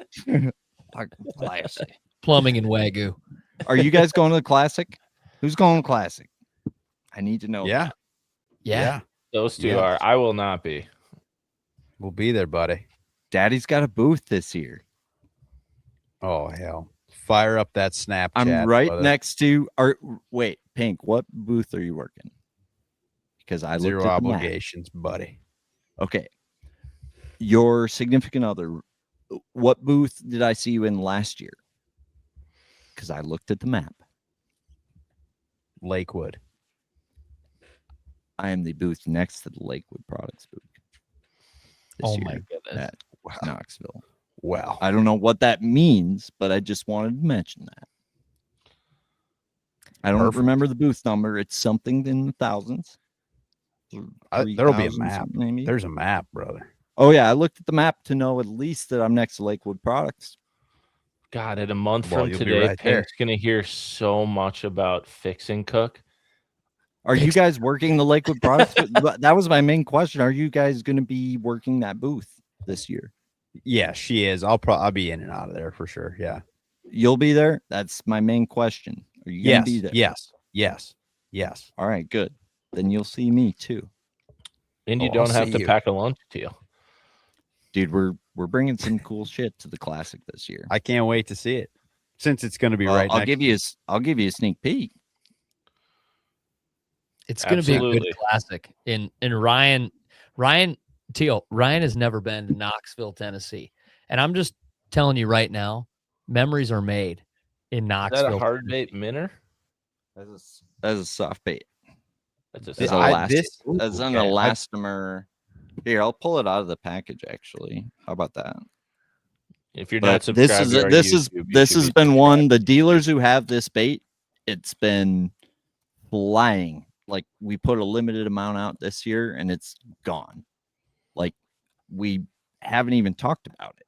It's like, but I know there's some boys down south that are shaking this mid water column on live scope, and it's the best thing they're throwing right now. Dang. So this is called the Matatachi Soft Hanitas, and like the official release for this will be at the Classic, and we've got like a bunch of limited stuff coming, but this will probably be one of the hottest things. So I'll kind of show this one off, but we're gonna have like pile limited stuff. Thorn Brothers and McKee Outdoors will be down there, debuting that stuff, and then we'll be also in our own booth showing this off. But this is Put that close to the camera. Let me see that bill.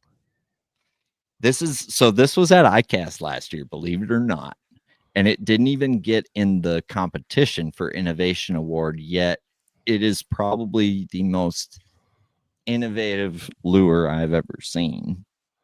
What does that? So that is a wide gap hook in that bait. So is this the with one where treble on the bottom. like you can change the angle of those wings on the side, where you can like stretch it, and Yes. turn it? Yeah, okay, I've seen this. Yeah. Yeah. So this thing will literally dive down about 4 or 5 foot, Mhm. just the way it is, but you can add weight to it, and you can like twitch it, and it just How does that treble hook attach? so it's just on that wide gap hook.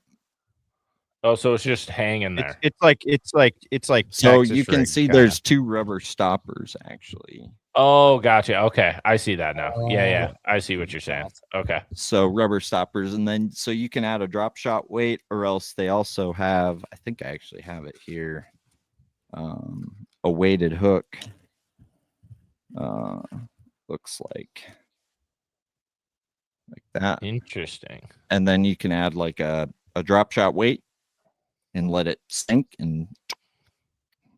or mid column. So I think like what you're going to start seeing is different ways of making fish bite. They're going to get used to, whatever's getting thrown at them the most, right? So I think they want to eat stuff. So it's showing them different things that are yet natural still, but yet not being presented to them even close to, how they're seeing it. So this is probably a combination between a jerk bait, a crankbait, and soft plastic minnow or a swim bait, right? And it's got just a very natural either walking ability or cranking ability. So you can fish it like a crankbait or Let me see that bill again. What are you throwing? How heavy And- is that you're holding, Teal? Is that on a So, bait caster or the like bill a is the minnow jig vibration or the break. Put it over the camera a little bit, or up a little So bit. it fishes best to me on like a medium heavy spinning rod, right? Okay, like a tube rod, And basically. or like a medium medium action spinning rod, or like a medium action cranking rod if you are Okay. going to throw it on a bait caster. But Gotcha. but it depends how much weight you add, right? It depends how you're fishing it. I think what's cool about this bait is it's going to be really good in that 0 to 5 foot range. But I think what people are already starting to figure out with this bait is that it's got more range, and with those wings you can really adjust and change the posture of the bait. I think the big limitation of the bait is it's pretty technical. So like it takes a special angler to figure out, really how to make it work probably deeper than 5 foot, which Is is it what slow it's sinking? kind of designed to do out of the box. No, so this is a hard elastomer, so you're not going to rip this soft plastic. So as long as you're not mixing it with, things you shouldn't be mixing it with, just like a Z-Man product, right? Like it's not going to tear up. So you've got a soft bait that's going to be as durable as if you were to buy a hard bait or a Mega Bass 110, right? So that's kind of the magic of it. You take that treble hook off, now you're able to fish something like this through grass, through what have you, and it's going to float up off of it and put it into things that you couldn't put it into, and really mimic a natural shad or shiner, whatever you're trying to mimic. And I think in the South, this is going to be one of the next big things coming down the pipe. And it's like guys are absolutely searching for this bait. So this Matatachi brand, this guy has spent years perfecting and developing this. And this is something you're going to see in bigger sizes, different variations. This is kind of the initial Picasso of his innovation, if you will. And he also makes a jerk bait that is absolutely fantastic. And I think what we haven't seen yet before is a jerk bait that can dive 3 different depth zones, right? So he makes this thing called the Matatachi Hanitas minnow that's got these wings on the side. So just like this soft Hanitas, that bill on the front is what's mostly just creating the vibration. That's not actually changing the depth of the bait, if you will.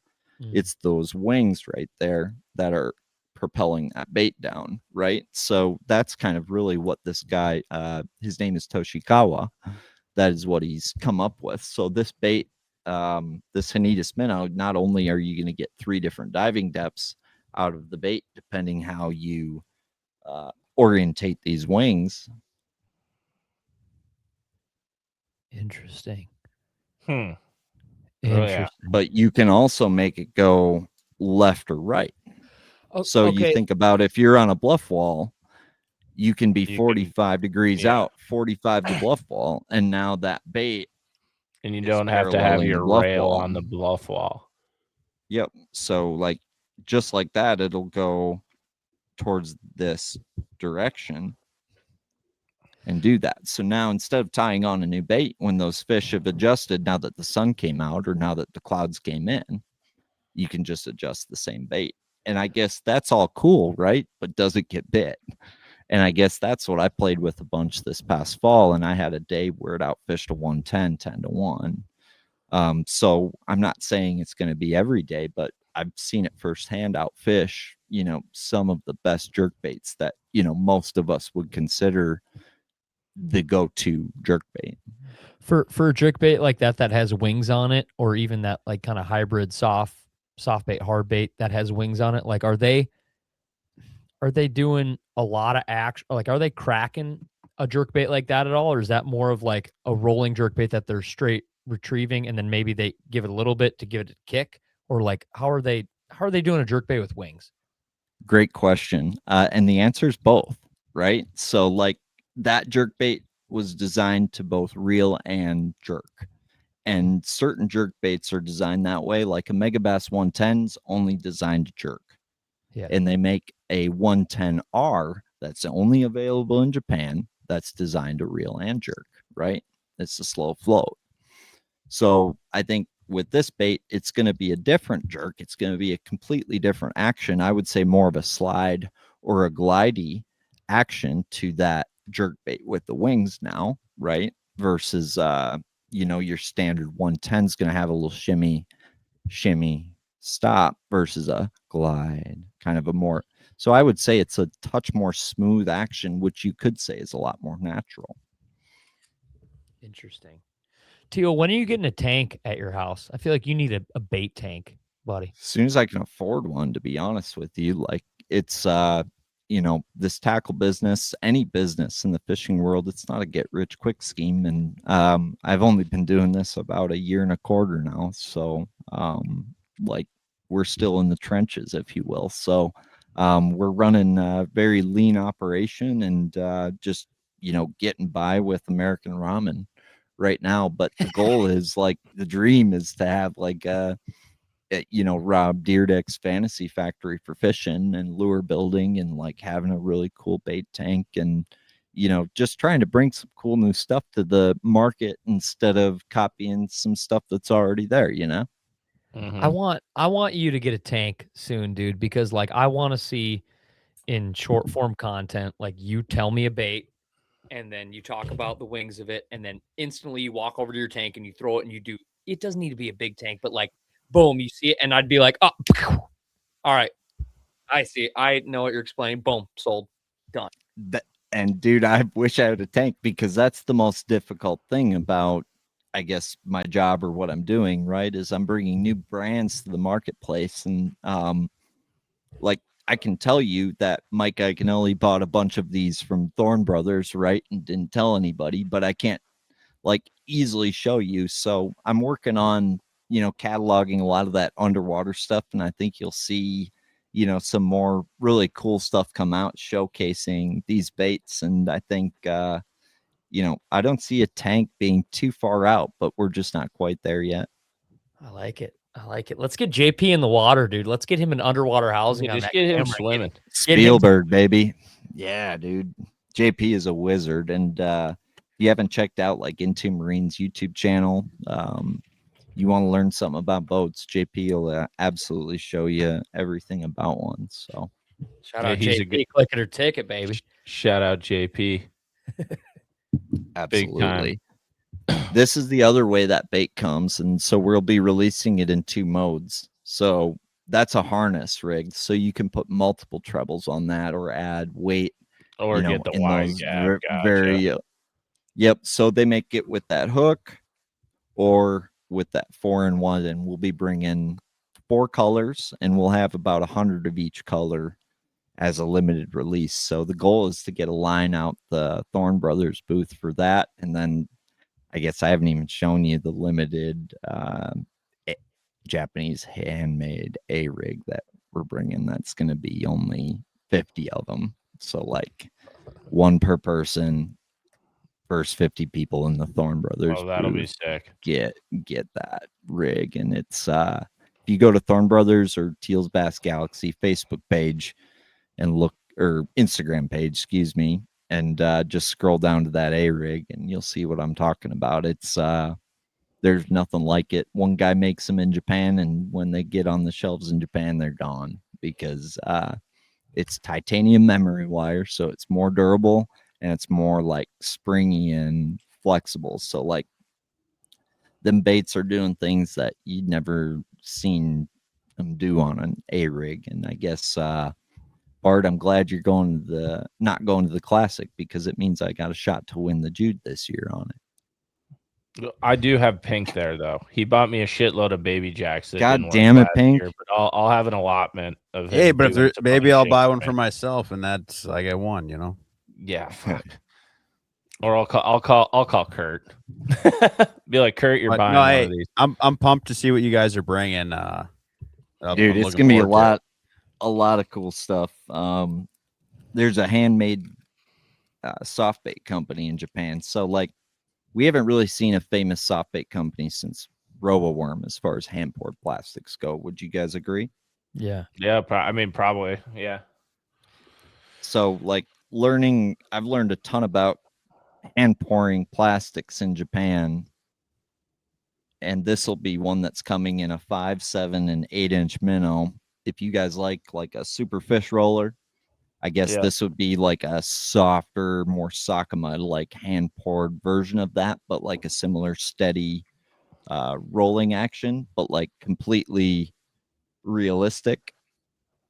And I think what's crazy about this thing is it feels soft like you would find in a Sakamata, yet I can catch 5 to 6 bass off of it. And because it's hand poured in Japan, he's really big about the curing time, which when you hear about soft plastics, you never hear anybody get in depth about how they cure them or pull them out of the mold, cool them off, how that whole process works before they get to the bag that you open up to pull the bait out to put on your hook, right? That never gets talked about. And I think I've learned a ton, going to Japan and talking with Masa, the owner of YG Labo, about that process. And I've seen it firsthand. This would be an example of perch bait that I caught about 10 bass off of. But like these baits from Japan, they aren't necessarily cheaper than, what we find here, right? So when I can find one with better action that's also more durable than the one everyone talks about that has good action, like that's the stuff I pay attention to in a product. And I guess we'll be debuting that Wagasagi color that he spent 6 months on there, and then the Gizzard Shad color, the Classic, in both 5, 7, and 8-inch. And then I also brought the Roboworm colors, Margarita Mutilator and Morning Dawn, over there. And I said, if I'm going to bring a Japanese worm over here to the Classic, not one single company I've seen has been able to replicate like a Roboworm Morning Dawn or a Margarita Mutilator. And like, those are two badass colors, right? And they're like the two so best colors.